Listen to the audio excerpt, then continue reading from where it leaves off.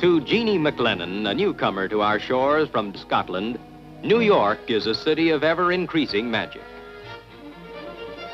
She gapes with wide-eyed wonder at the skyscrapers that crawl up into the sky, stares with disbelief at the subways that rush beneath it, and daily walks its streets listening to a symphony, the sounds of a big city. There's one sound that is peculiar to America, and while it has now spread to the four corners of the earth, it was born here. It's a sound that shatters the quiet and penetrates the clamor. It's the sound of... After the first shock of impact, the two outraged drivers rush at each other like knights in armor at a jousting tournament. Each feels as if he were the epitome of caution and his opponent, a reckless maniac. Jeannie McLennan is not a girl who shirks civic responsibilities. There's a legal dispute, and she's going to see that justice is done. A very commendable attitude. I'm glad those two motorists didn't notice me. I don't like to get involved in these things. And what? How stupid can you get? Who? Why don't people use their brains? Al, I would like to continue this conversation, but I'm afraid it's a little over my head. What'd you say, sis? Ah. What? Figures. Hello, Mr. Murray. Hi. Hello, Liz. Hi, honey. I'm sorry I'm late. Did I hold up dinner? No. Al and I were just having a brilliant conversation. So, what did you see today? Well, I took the boat ride round Manhattan Island, and I went to the Museum of Modern Art, and I saw an automobile accident. Sounds like a full day. Did you enjoy the automobile accident? Oh, it was dreadful. Do you know, for a moment I thought they were going to hit each other. Naturally. How can you have an accident without hitting each other? Oh, no, what I mean is, when the two cars collided, the two drivers jumped out, and they almost collided. Well, did either one of them have a wrench? You know, Jeannie, after a collision, the guy who comes rushing out with a wrench has the battle practically won.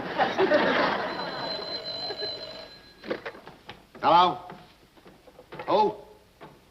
Yeah, just a minute. It's for you. Hello? Yes, this is Miss McLennan. Oh, naturally, sir. I would like to see justice done. Just a moment, sir. What was that address? Thank you, sir. What was that? It was the solicitor for one of the gentlemen involved in the accident today. Solicitor? Lawyer. Well, how did he get our number? I gave it to the driver. Wasn't it my duty? Well, for one thing, honey, those lawyers will confuse you. Well, back in Dunfermline, lawyers didn't confuse me. How many lawyers do you have in Dunfermline? 2. One, my Uncle Hamish. He was a nice man. He used to sit me on his knee and tell me stories. Well, if this lawyer sits you on his knee, slug him and start yelling self-defense. I was a witness once. Boy, did those lawyers mix me up. After the trial, the defendant and the plaintiff were smiling and shaking hands with each other. And the judge was sending me to jail for perjury. I was the only impartial witness, and I have some information that this lawyer should hear. It'll help him prepare his case. Hello? Yes, this is Miss McLennan. Oh, I'm happy to know you, sir. Oh, I agree. Justice must prevail. Oh, it's nothing, sir. I consider it my duty. Thank you, sir. The lawyer for the other side? Aye. He was very anxious for me to tell him what I saw. You're gonna be the most unpopular witness in the history of legal jurisprudence. It's my duty.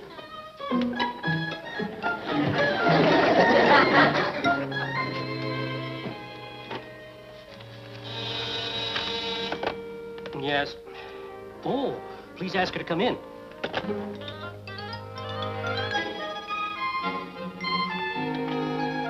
Miss McLennan. Mr. Hornblow? Yes. How nice of you to come. Won't you be seated? Oh, thank you, Mr. Hornblow. McLennan, eh? You know, I'm a McLennan on my grandmother's side. Well, isn't that a coincidence? So you see, we could be related. Well, I do recall my father speaking of a great Uncle Bruce who left Dunfermline for America some years ago. Could be the one. Yeah. You do have the McLennan eyes. A bit shifty. My, it's a small world. You know, you could be great Uncle Bruce, the horse thief's grandchild. Horse thief? Well, it was never proven, but Uncle Bruce, being a cautious man, took the boat for America anyway. No, I don't think it was the one. No, it could be. And you being a lawyer, it would be nice if you went back to Dunfermline and cleared up your grandfather's memory. Yes, but my dear Miss McLennan, I just remembered that Grandfather McLennan was born in Czechoslovakia. A McLennan from Czechoslovakia? He spelled it with a Z. Now, being a young lady of obvious veracity, you will want to describe the accident exactly as you saw it. Aye, that I will. Now, these two cars are... You know, if it was your grandfather, maybe you could go back and prove he didn't steal the horses. Miss McLennan, my grandfather died in childhood. Now, about this case in which my client was so innocently involved. Was he now? My dear young lady, my client assures me he was well within the speed limit of 25 miles an hour, which you, of course, will confirm. Well, it's a little difficult for me to estimate the speed of an automobile. Now, if it was a horse galloping, I would be... Miss McLennan, could we get away from horses and back to automobiles? Very sorry. I just want to be a truthful witness. Well, we're both after the truth, aren't we, young lady? Oh, yes, we are. And I'll be willing to swear that your client was driving a small sedan. Good. Now, about the reckless driver who was operating his vehicle in a manner calculated to inflict bodily injury and damage. Which one was that? The one who rammed into my client, of course. The one who did the ramming. He's the one you don't represent. Yes. Now, what can you tell me about his irresponsible conduct? Well, he was driving very carefully. For a man who'd been drinking.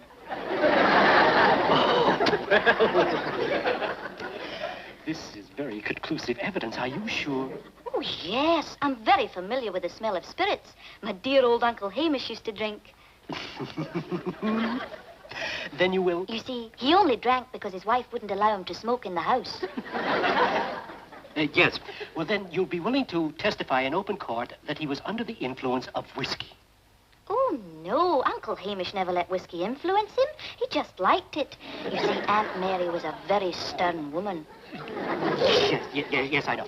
Well, then, we may conclude that the accident was the direct result of the defendant's wantonly and recklessly operating his vehicle while under the influence of intoxicating spirits. No. No? Well, can you explain how my client could possibly have avoided the accident under the circumstances? By stopping. By stopping where? At the traffic signal on the corner. My dear young lady, are you implying that my client, who was operating his vehicle with due caution in conformity with the municipal code, illegally ran through a stoplight? Mr. Hornblow, I have not read the municipal code, but if it permits it, then your client went through a stoplight with due caution. Miss McLennan, thank you for coming in. Will you not be wanting me to repeat my story at the trial? Oh, no, that won't be necessary. It'll be an imposition on you and a waste of your valuable time. Oh, but I consider it my duty. And don't be too hard on your client. After all, maybe when he went through that stoplight, he was going too fast to notice it. Thank you again, and goodbye. And I should check on your grandfather. Maybe you could pay for those horses and everything would be all right then. Goodbye.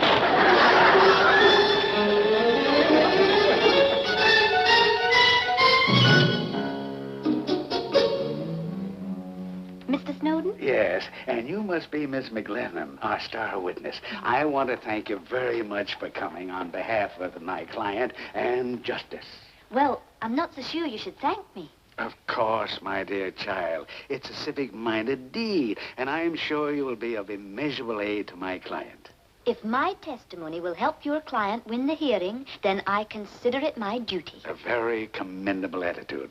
And I'm sure it must be gratifying that your keen-eyed testimony will absolve my client, a man of unimpeachable integrity in this community, from all responsibility in this unfortunate matter, in which he behaved with such dignity and respect for the law.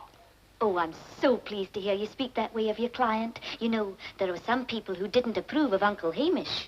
Your Uncle Hamish was an innocent victim at one time? Well, you see, my Aunt Mary would never allow him to smoke in the house. Oh, yes, of course. I understand, my dear. Please be seated. Thank you. McLennan, eh?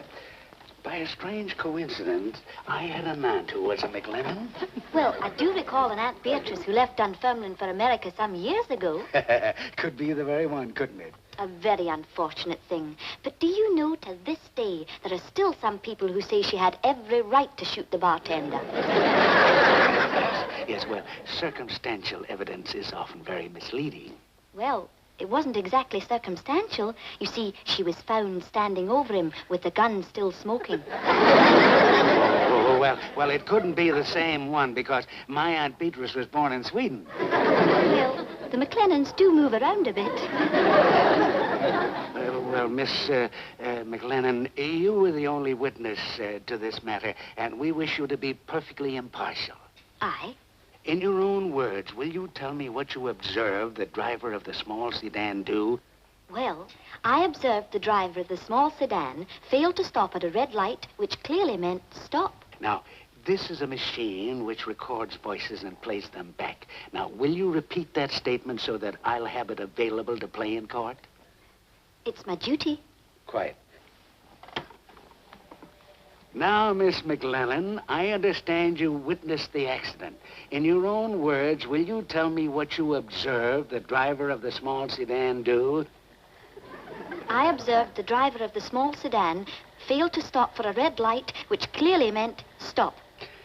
Then my client had every right to expect that the driver of the other car would come to a stop. Aye.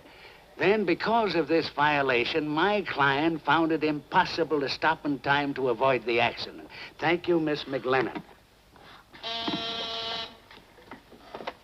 Hello?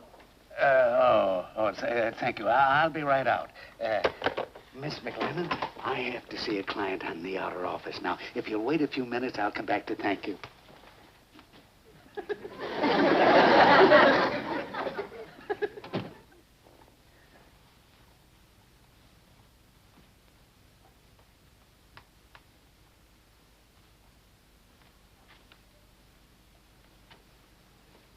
Well, you're a cute wee fellow.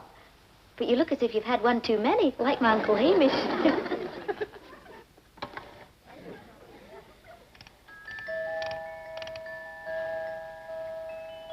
Oh.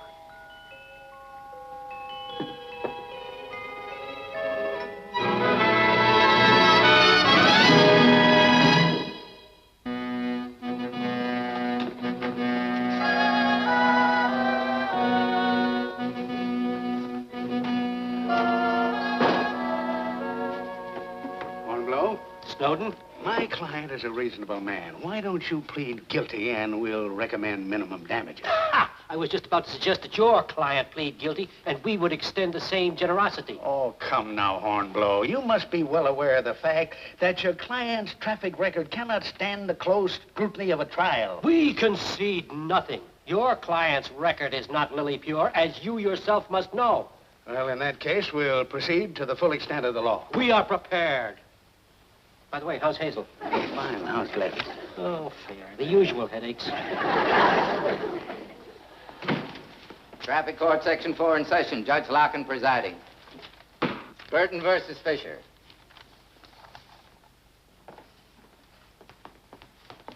Good morning, Judge Larkin. Good morning, Judge Morning, Larkin. gentlemen. Your Honor, I represent Mr. Fisher in this matter. And I represent Mr. Burton. Your Honor, I have prepared a sketch of the intersection at which the accident took place, and I should like to refer to it from time to time. Very well. Mark it Exhibit A. Now, what are the facts in this case? Well, Your Honor, my client was proceeding westwardly at the leisurely rate of 18 miles per hour, came to a complete halt at the stop sign, then, after looking carefully in both directions, proceeded into the intersection where his car was struck by that of Mr. Fisher, who was traveling at a rate that my client generously estimates at 50 miles an hour. Oh, Your Honor, my client was proceeding in a northerly direction. He came to a full halt even though he had the right of way. Then he started across the intersection when he was struck by Mr. Burton's car, traveling at a rate of speed which my client described to me as illegal at the Indianapolis Speedway on Memorial Day. We apparently have a case here in which both drivers concerned exercised superhuman caution. Yet the cars, for some mysterious reason, collided. Now, will someone please explain this paradox to me? Well, Your Honor is familiar with the reluctance on the part of witnesses to give statements. And yet, at the scene of the accident, they were unanimous in declaring my client completely blameless. Mr. Hornblow has a vivid imagination. My client was told by 3 people who refused to give their names that Mr. Burton should have his license revoked. Arrived after the accident, was fortunately able to get the name of a witness who volunteered to testify. She's been subpoenaed by the court.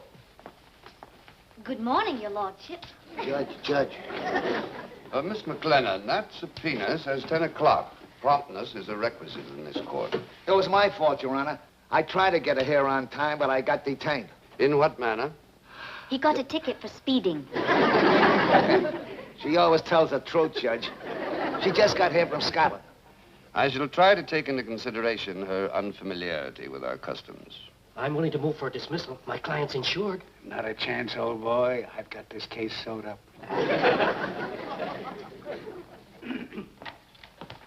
Your Honor, I realize that there are probably extenuating circumstances in this case, so I should like to move for a dismissal. This is no ordinary civil case. We're trying to ascertain violation of the traffic code. Your motion is denied. Bailiff, swear in the witness. Raise your right hand and repeat after me. I solemnly swear to tell the truth, the whole truth, and nothing but the truth, so help me. I solemnly swear to tell the truth, the whole truth, and nothing but the truth, so help me. And she will, too. I better try to disqualify her as a witness.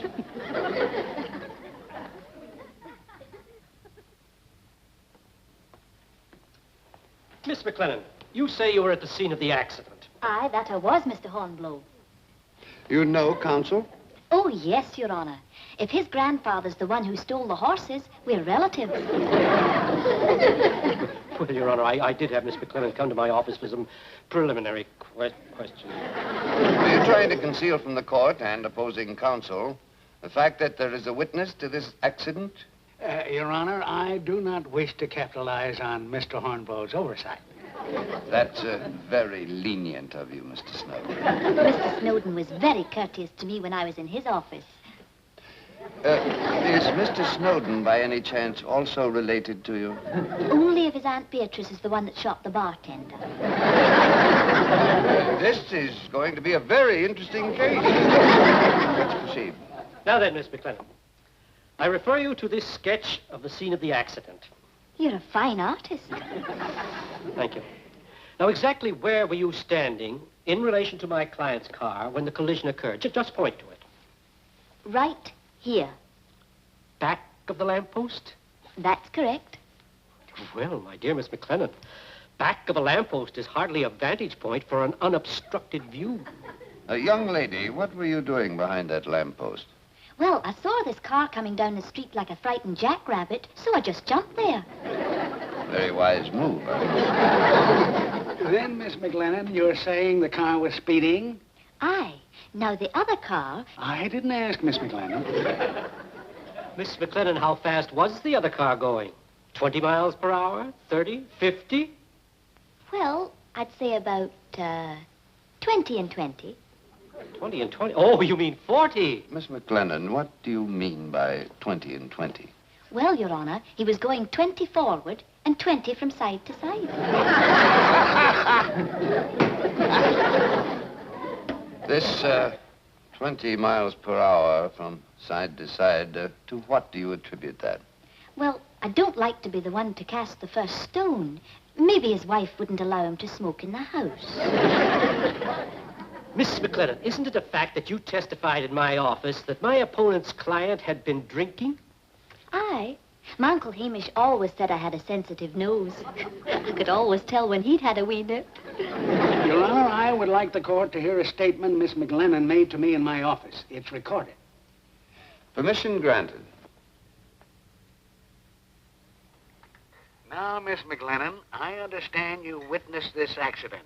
In your own words, will you tell me what you observed the driver of the small sedan do? I observed the driver of the small sedan failed to stop for a red light, which clearly meant stop. Then my client had every right to expect that the other driver would come to a stop. Aye. Then, because of this violation, my client could not bring his vehicle to a stop in time to avoid the collision. Thank you, Miss McLennan.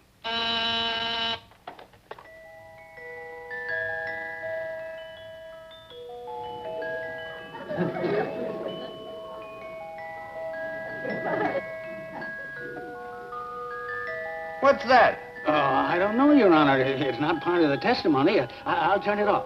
No. Well, let's hear the whole thing.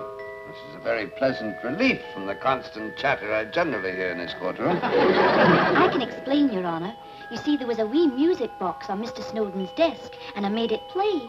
I didn't know it was being recorded.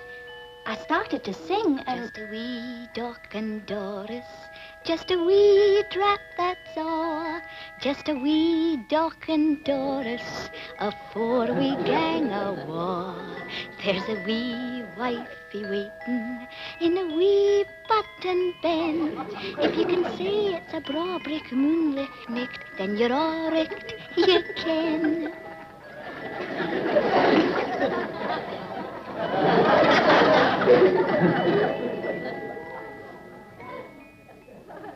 Well, that's a very pleasant tune, Miss McLennan. Thank you, Your Honor. I danced a little bit during it, too, but it doesn't show on the record. Very pleasant song. Just what does wee Doc and Doris mean? Well, it's a Scottish drink. One for the road, you might say. It reminds me of my dear old Uncle Hamish. Well, now, why would that song remind you of your Uncle Hamish? Well, he was always a wee bit inebriated, like Mr. Snowden's client. Well, Mr. Burton and Mr. Fisher and their counsels, please step forward. I know it's your duty, Jeannie, but in the future, if you see anything, just forget it. It can only mean trouble. All right, Mr. Murray. The next time, I'll just close my eyes. Good. Did you see that maniac bang into me? Why don't you watch where you're going? Me watch out? Why you crying without your brake on? What are you talking about? Oh, you haven't even got your brake on. I'm sitting at the club. break it up. I'm sitting at the club. Wait a minute. Did you see the accident, miss?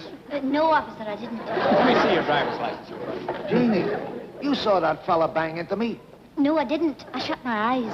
Jeannie, forget what I said. Just tell the truth. All right, Mr. Murray. I'll tell the truth, the whole truth, and nothing but the truth. But it always seems to get somebody in trouble.